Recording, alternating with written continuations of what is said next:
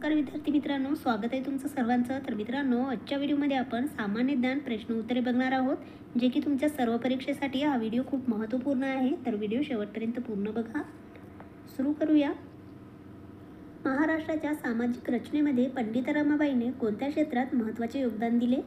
तर महिलांचा उद्धार या क्षेत्रामध्ये महत्त्वाचे योगदान दिलेले आहे पंडित रमाबाई यांनी. त्याचबरोबर काही महत्त्वाची माहिती. 1890मध्ये त्यांनी मुक्तिमिशन स्थापन केले होते. त्याचबरोबर त्यांनी बाल विधवांसाठी शारदा सदन स्थापन केले. नेक्स्ट, 1885मध्ये स्वामी दयानंद सरस्वती यांनी रिकामी जागा आर्य समाजाची स्थापना केली. तर मुंबई आर्य समाजाची स्थापना केलेली आहे. त्याचबरोबर काही महत्त्वाची माहिती. स्वामी दयानंद सरस्वती यांनी आर्य समाजाची स्थापना केली. 10 एप्रिल 1875ला स्थापन मुंबई या ठिकाणी. 25 जुलै 1877ला लाहोरला शाखा काढली. घोषणा काय होती? तर वेदांकडे परत चला ही यांची घोषणा होती. सत्यार्थ प्रकाशन हा धर्मग्रंथ त्यांनी लिहिला. नेक्स्ट, परमहंस सभा लयाला गेल्यानंतर तिच्या सभासदांनी 1867मध्ये रिकामी जागा अध्यक्षतेखाली प्रार्थना समाजाची स्थापना केली. तर आत्माराम पांडुरंग तरखडकर यांच्या अध्यक्षतेखाली प्रार्थना समाजाची स्थापना केलेली आहे. त्याचबरोबर काही महत्त्वाची माहिती. प्रार्थना समाज स्थापना 31 मार्च 1867. आत्माराम पांडुरंग तरखडकर हे अध्यक्ष होते. पुणे, नगर, सातारा येथे शाखा काढली होती. त्याचबरोबर प्रार्थना समाज हा तुकाराम बीज साजरी करत असे.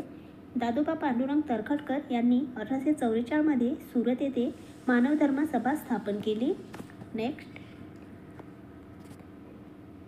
राज्यश्री शाहू महाराजांनी डॉक्टर बी.आर. आंबेडकर यांना रिकामी जागासाठी मदत केली.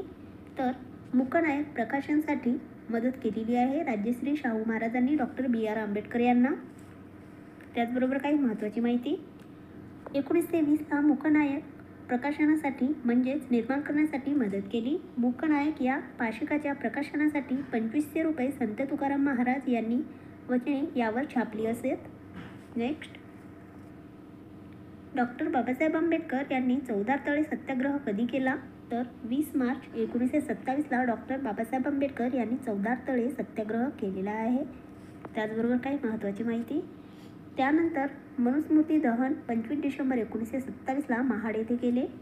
काळाराम मंदिर सत्याग्रह 2 मार्च 1930ला नाशिक येथे केले. धर्मांतर चळवळ 14 ऑक्टोबर 1956ला नागपूर येथे केले. नेक्स्ट, वेदोक्त धर्म प्रकाशन हा ग्रंथ कोणी लिहिला? तर विष्णू भिकाजी गोखले यांनी हा ग्रंथ लिहिलेला आहे. त्याचबरोबर काही महत्त्वाची माहिती. विष्णू भिकाजी गोखले यांनाच विष्णुबुवा ब्रह्मचारी असे म्हटले जाते. 1825 ते 1871 शिरवलीला रायगड या ठिकाणी त्यांचा जन्म झाला होता. 1856ला त्यांनी भावार्थ सिंधू हा ग्रंथ लिहिला. तसेच 1859ला त्यांनी वेदोक्त धर्म प्रकाशन हा ग्रंथ लिहिला. 1867ला सुखदायक राज्य प्रकाशने निबंध. नेक्स्ट, राष्ट्रीय काँग्रेसचे तिसरे अधिवेशन कोणत्या ठिकाणी पार पडले? तर मद्रास या ठिकाणी पार पडलेले आहे. त्याचबरोबर काही महत्त्वाची माहिती. राष्ट्रीय काँग्रेसचे पहिले अधिवेशन मुंबई या ठिकाणी झाले आणि दुसरे अधिवेशन कोलकाता या ठिकाणी झाले. तिसरे अधिवेशन मद्रास या ठिकाणी झाले होते आणि चौथे अधिवेशन अलाहाबाद या ठिकाणी झाले होते. पहिले अधिवेशन 1885ला झाले, दुसरे अधिवेशन 1886ला, तिसरे अधिवेशन 1887ला आणि चौथे अधिवेशन 1888चे होते. नेक्स्ट, दादाभाई नौरोजी काँग्रेसच्या कोणत्या अधिवेशनाचे अध्यक्ष नव्हते? तर 1885 मुंबई या अधिवेशनाचे अध्यक्ष नव्हते. दादाभाई नौरोजी काँग्रेसचे 3 वेळा अध्यक्ष होते. 1880 कलकत्ता, 1893 लाहोर आणि 1909 कलकत्ता. नेक्स्ट, देशाचे दुश्मन हे पुस्तक कोणी लिहिले?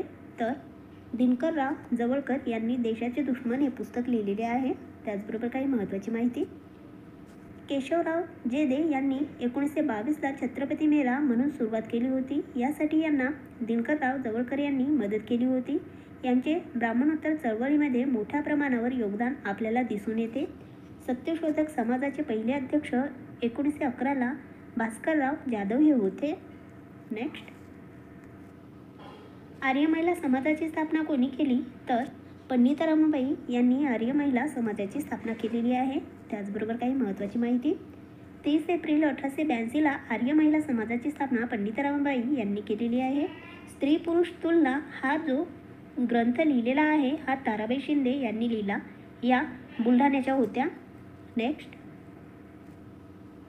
धन्वंतरी म्हणून कोणाला ओळखले जाते?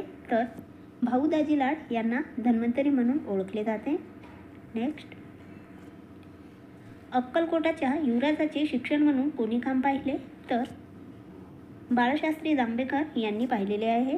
त्याचबरोबर काही महत्त्वाची माहिती, बाळशास्त्री जांभेकर यांनी अक्कलकोटच्या युवराजाचे शिक्षक त्याचबरोबर मुंबईचे शिक्षण निरीक्षण म्हणून सुद्धा त्यांनी काम केले आहे.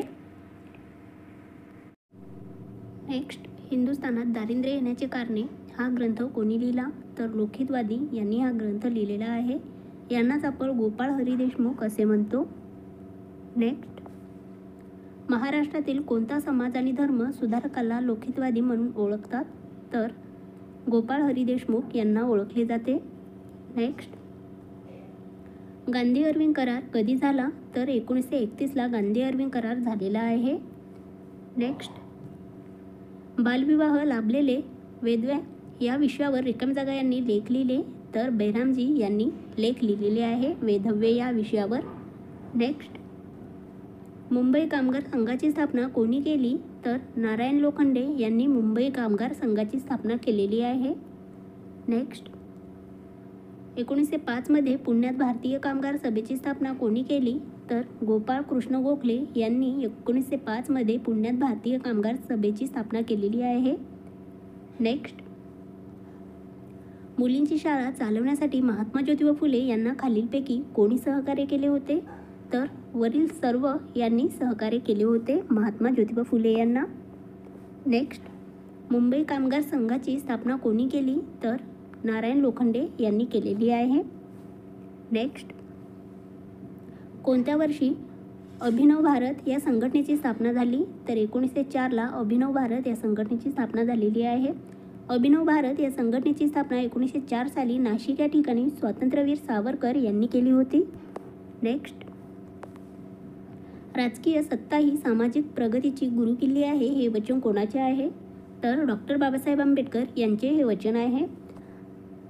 तर मित्रांनो, तुम्हाला हा व्हिडिओ जर आवडला असेल तर आमच्या चॅनलला सबस्क्राईब करा, लाईक करा आणि आपल्या मित्रांसोबत शेअर करा. त्याचबरोबर तुम्हाला जर या व्हिडिओची PDF हवी असेल तर कमेंट बॉक्समध्ये टेलिग्राम चॅनलची लिंक दिलेली आहे, तिथे जाऊन तुम्ही PDF डाउनलोड करून घेऊ शकता. तर भेटूया पुढच्या व्हिडिओमध्ये. धन्यवाद.